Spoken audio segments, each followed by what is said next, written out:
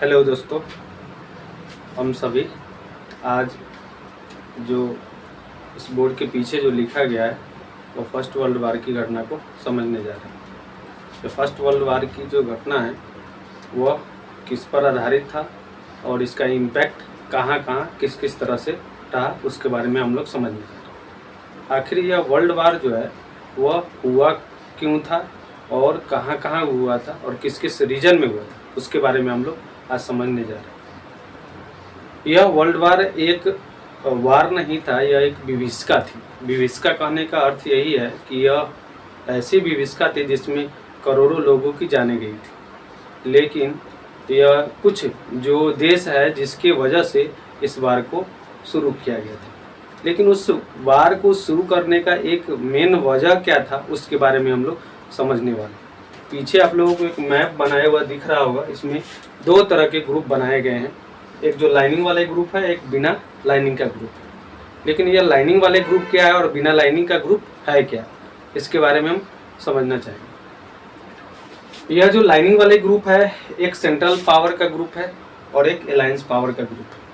अब यह central power का ग्रुप और अलायंस पावर का ग्रुप का मतलब क्या है? यह सेंट्रल पावर का ग्रुप एक वैसा ग्रुप जिसके वजह से यह वार शुरू हुआ था, जिसके वजह से यह वार शुरू किया गया था, उसे सेंट्रल पावर वाला ग्रुप बोलते हैं।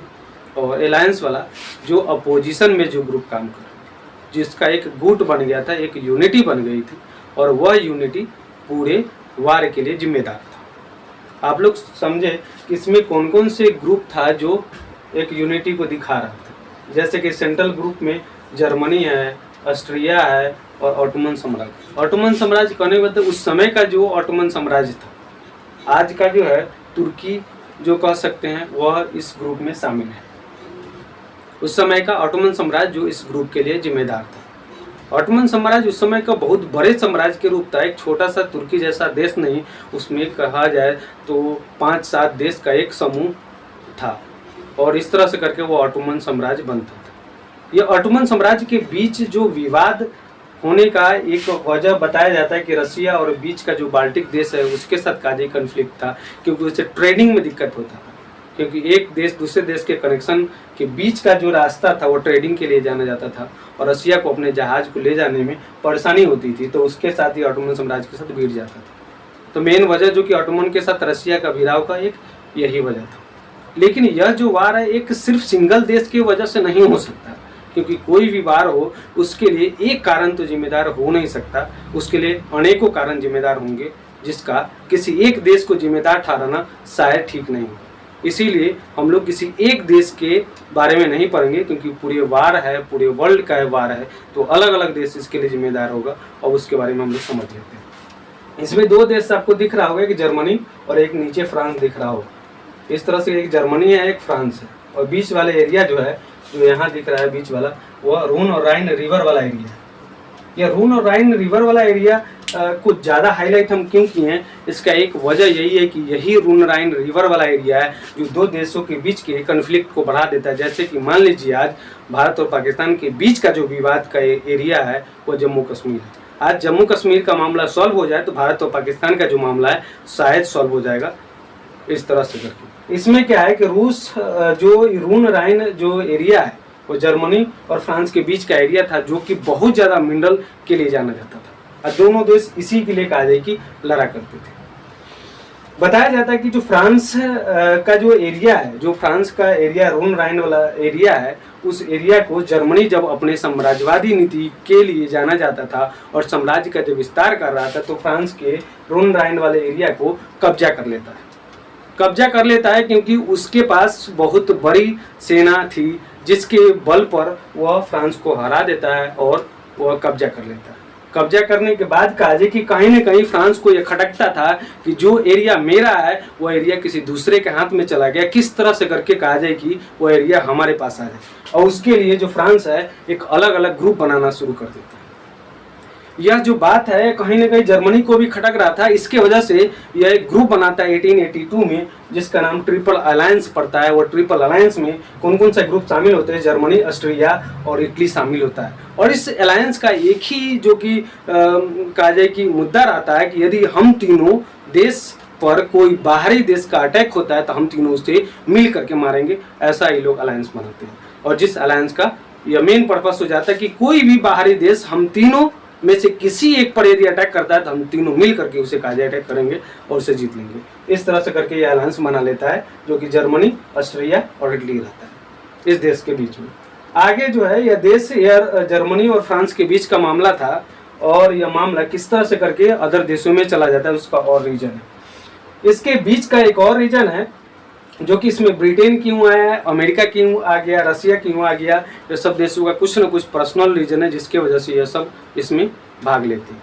जैसे कि हम लोग समझते हैं कि ग्रेट ब्रिटेन जो कि क्यों इस युद्ध में शामिल होता है। देखिए, ब्रिटेन का इसमें शामिल होने का एक ही वजह था कि ब्रिटेन भी एक ट्रेडिंग कंट्री था, वो अलग अलग जगह पे ट्रेड करता था और वह कॉलोनाइज बनाता था। और इसी तरह से जो कि जर्मनी भी यही काम करता था, अदर जितने भी देश है उसमें ट्रेडिंग उसका चलता था, प्लस में कॉलोनियल सिस्टम चलता था, दूसरे देश को अपने कब्जे में करने के काम।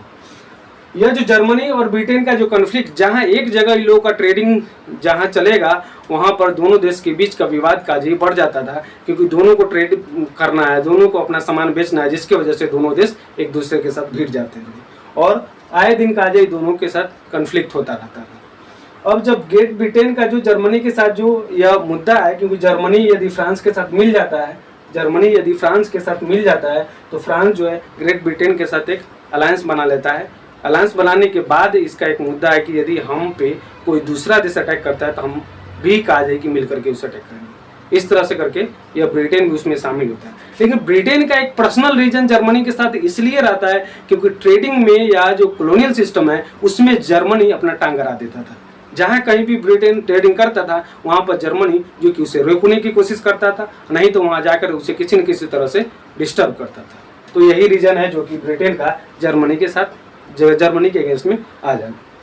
अगला जो हम लोग समझते हैं कि इसमें अमेरिका का क्यों आ गया, अमेरिका आने का वजह क्या था। अमेरिका के आने का इसमें यही वजह था क्योंकि अमेरिका का जहाज जो कि जर्मनी एक बार जो अटलांटिक वाले रीजन है उसमें डुबा देता है। उसका एक वजह यही है डुबाने का, क्योंकि जर्मनी एक साम्राज्यवादी नीति के तहत काम कर रहा था, एक विस्तारवादी नीति के तहत काम कर रहा था कि पूरे वर्ल्ड पर मेरा राज हो, ऐसा इसका मनोकामना था। और जिसके लिए अमेरिका के साथ, अमेरिका का जो जहाज है ब्रिटेन में जा रहा था और वह जहाज को अपने तट पर आते देख करके उसे डुबा देता है। अमेरिका को यह बात बहुत ज़्यादा खटकता है और वह सोचता है कि किस समय हमें मौका मिले और इस काम का आ जाए कि कर दे। इसी वजह से यह जो अमेरिका है वह जर्मनी के अगेंस्ट में खड़ा उतर जाता है। इस तरह से करके यह एक ग्रुप, ब्रिटेन के साथ अमेरिका का ग्रुप, अदर देश के साथ। लेकिन यह जो कारण है जो वार होने का, किसी पुरानी जो वजह से नहीं हो सकता, उसका कोई ना कोई तात्काल रीजन रहा होगा जिसके वजह से यह वार शुरू हुआ होगा। इसका वजह क्या है, जो तात्कालिक वजह क्या है? तात्कालिक वजह है ऑस्ट्रिया और सर्बिया के बीच का विवाद। ऑस्ट्रिया के बीच का एक राजा रहता है, किंग, जिसका नाम है फर्डिनेंड, और उसकी वाइफ। फर्डिनेंड का राजगद्दी होने वाला था, जिसी बीच में जो बोस्निया की जगह है जो कि सर्बिया के साथ मिला हुआ जगह है, या सर्बिया के साथ जो कि अटैच जो कि एक राज्य है बोस्निया, वहाँ पर जो फर्डिनेंड है उसकी हत्या हो जाती है। फर्डिनेंड का हत्या कहा जाता है कि सर्बिया का कुछ जो ट्राइबल सोसाइटी का ग्रुप थी उसने हत्या कर दिया, जिसके वजह से ऑस्ट्रिया को लगता है कि सर्बिया ने ही यह काम करवाया होगा, जिसके वजह से ऑस्ट्रिया सर्बिया पर अटैक कर देता है। तो उसके बाद का तात्कालिक कारण उसके लिए यही जिम्मेदार होता है। जब ऑस्ट्रिया अटैक करता है तो उसके साथ जो ट्रीटी हुआ था उसमें जर्मनी भी उसके साथ हो जाता है, क्योंकि वह ट्रीटी में कहा गया था कि हम तीनों पर किसी दूसरे देश का यदि अटैक होता है तो हम तीनों से मिल करके कहा जाए कि अटैक करेंगे। इस तरह से करके ऑस्ट्रिया जर्मनी के साथ हो जाता है और वह सर्बिया के साथ काजे लड़ना शुरू कर देता है। उसके बाद क्या है कि जो सर्बिया है, यह सर्बिया के साथ इधर जो है बॉर्डर लगता है ऑटोमन साम्राज्य का। के बाद का है कि जो रसिया का कहीं ना कहीं विवाद जो कि जर्मनी के साथ था, क्योंकि जर्मनी के वाले जो एरिया है उसमें बाल्टिक कंट्री पड़ता है। बाल्टिक कंट्री पर जर्मनी अपना विस्तार चाहता था और रसिया अपना विस्तार चाहता था, जिसकी वजह से दोनों में आए दिन कॉन्फ्लिक्ट होता रहता था और दोनों लड़ पड़ते थे। यह जो रूसी जो साम्राज्य है वह सोचा कि इसी में कहा जाए हम अपना जो कि कर ले, जिसकी वजह से दोनों देशों के बीच कहा जाए कि यह रसिया ऑटोमन साम्राज्य के साथ मिल जाता है और ये लड़ाई के लिए तैयार हो जाता है। इस तरह से करके एक ग्रुप बन जाता है, जिस ग्रुप में ये सेंट्रल पावर और अलायंस पावर बनता है। सेंट्रल पावर में जर्मनी, ऑस्ट्रिया, इटली और तुर्की। इसमें बात क्या है कि इटली जो कि इस जो अलायंस जो सेंट्रल जो पावर बनता है उसमें जाने से बाद में मना कर देता है। उसका मना करने का यही रीजन रहता है कि उसका कहना था कि यह जो ट्रीटी है उसमें कहा गया था कि बाहरी कोई कंट्री अटैक करेगा तब हम अटैक करेंगे, लेकिन यहाँ हुआ उसके जस्ट अपोजिट। यही कंट्री जो कि दूसरे पर अटैक करता है उसके लिए कहा कि इटली कि हम इसमें शामिल नहीं होंगे, और इटली बाद में जाकर के वह एक सेंट्रल पावर में शामिल हो जाता है। इस तरह से करके एक यूनिटी बन जाता है। अब इसमें आप लोग समझ रहे हैं कि सेंट्रल पावर में जर्मनी, ऑस्ट्रिया और तुर्की हो गया, और कुछ जो कंट्री है अफ्रीकन कंट्री वह इसके साथ थी।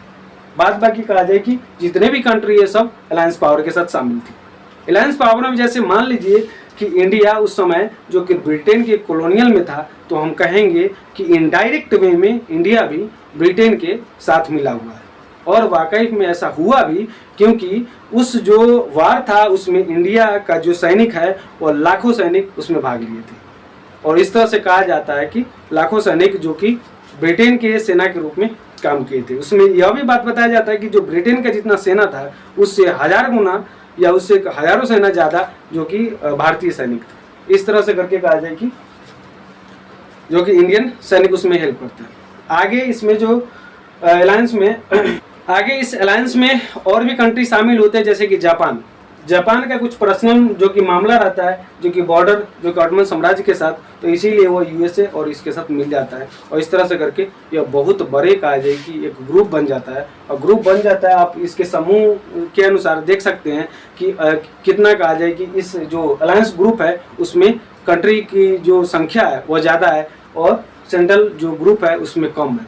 तो ऑब्वियस सी बात है कि जिस जो अलायंस ग्रुप है उसमें ज़्यादा जो कंट्री है तो जीतने की संभावना इसका ज़्यादा है, और इस तरह से करके यह जो अलायंस ग्रुप है वो जीत जाती है, और इस तरह से करके यह वर्ल्ड वार की जो विविधता है वो खत्म हो जाती है। लेकिन यह वर्ल्ड वार की जो विविधता है वह खत्म तो हो गई, लेकिन करोड़ों जो जाने इसके साथ गई थी। करोड़ों जाने कहा जाए कि अलग अलग जो देश है, जैसे कि भारत है, तो भारत से उस समय कहा जाए कि हजारों की संख्या में, लाखों की संख्या में जो सैनिक है उनकी जाने गई थी। इस तरह से करके यह जो पूरे जो विभीषिका है वह खत्म हो जाता है। लेकिन इसका जो इम्पैक्ट है वह इम्पैक्ट हजारों का, इसका इम्पैक्ट कहा जाए कि वर्षों वर्षों तक दिखता रहेगा। इसका इम्पैक्ट किस तरह से जो भारत है या अदर जो देश है उसके साथ दिखेगा, या उस समय जो दिखा, जैसे कि यहाँ से जो सेना है वह ब्रिटेन के साथ मिला, तो हजारों सेना कहा जाए उसके साथ मिला, और हजारों सेना के यहाँ से कहा जाए कि जान गई। लेकिन पूरे वर्ल्ड इसमें कहीं ना कहीं परेशानी रहा। इसमें एक चीज़ जो सबसे इम्पोर्टेंट समझने वाली बात है, जो अमेरिका, जो कि जिसके यहाँ यह वर्ल्ड वार जो कि उसके यहाँ कभी भी नहीं हुआ, ना फर्स्ट वर्ल्ड वार हुआ ना सेकेंड वर्ल्ड वार, और इसमें जो बीच में वह यूरोपियन कंट्री और एशियन कंट्री जो कि लड़ता रहा। मेन जो मुद्दा है, जो झगड़ा है, ये यूरोपियन कंट्री का है, लेकिन इसमें अमेरिका जो कि अपना हाथ या अपना जो रोटी सेकने के लिए आ जाता है, और जिसके वजह से उसके यहाँ किसी तरह की कोई वार हुआ नहीं, और जो रिजल्ट है, जो फ़ायदा जिसको पा सकते हैं वो अमेरिका को ज़्यादा हो जाता है। अमेरिका अपना जो कि हथियार बेचता है, अपना हथियार बेचने के बाद वह जो इंटरेस्ट पे पैसा लगाता है, और बाद में जाकर वह एक जो अव्वल कंट्री के रूप में आ जाता है, या एक डेवलप कंट्री के रूप में आ जाता है, क्योंकि हजारों की संख्या में वह हथियार सभी देशों को बेचा था और पैसा दिया था, जिसके बाद वह उसे टैक्स के अनुसार सारा पैसा बाद में लौटाया गया था, जो कि 2 गुना 3 गुना पैसा हो सकता है। इस तरह से करके यह जो यूरोपियन कंट्री है या जो एशियन कंट्री है वो लड़ा, फायदा हुआ अमेरिका को, बाद में जाकर वही फायदा की वजह से अमेरिका जो कि पूरे वर्ल्ड का नंबर 1 कंट्री के रूप में आ जाता है। इस तरह से करके ये पूरे वर्ल्ड वार की घटना है। लेकिन यह वर्ल्ड वार की घटना जो है इंडिया में किस तरह से इम्पैक्ट पड़ा, क्योंकि उसके बारे में हमें इस जो चैप्टर है उसमें समझना है। हमें पूरे वर्ल्ड वार की घटना को एक डिटेल्स में नहीं समझना था, एक कहा जाए कि ब्रीफ जो कि उसके समझना था, डिटेल्स में नहीं समझना था, तो उसका इम्पैक्ट जो कि इसमें समझना है। और जो क्लास 10th है उसमें जो पूछा जाता है उसके इम्पैक्ट के बारे में पूछा जाता है, इम्पैक्ट इंडिया में उसका इम्पैक्ट क्या रहा और कहाँ कहाँ किस किस तरह से रहा। तो चलिए आज हम लोग उस इम्पैक्ट को समझते हैं। इस इम्पैक्ट में क्या क्या हो सकता है आप लोग शायद खुद से सोच सकते हैं, जैसे कि उसका इम्पैक्ट कहाँ कहाँ पड़ेगा। जैसे कि अंग्रेज जो है जब उसके बहुत सारे सामान को तोड़ फोड़ करके कर दिया, उसका पैसा बर्बाद हुआ, वो कोशिश करेगा कि वह जो पैसा है उसे हम रिकवर कर सकें। और कहीं ना कहीं उस पैसा को रिकवर करने के लिए जो आम आदमी है या जो पीजेंट्स है, जो किसान है, उस पर टैक्स लगा देगा। और टैक्स कम नहीं, वो टैक्स ज़्यादा बढ़ाएगा, जिसकी वजह से जो किसान है, जो सैनिक है, अदर जितने आम नागरिक है, वह परेशान हो जाएंगे। और इस तरह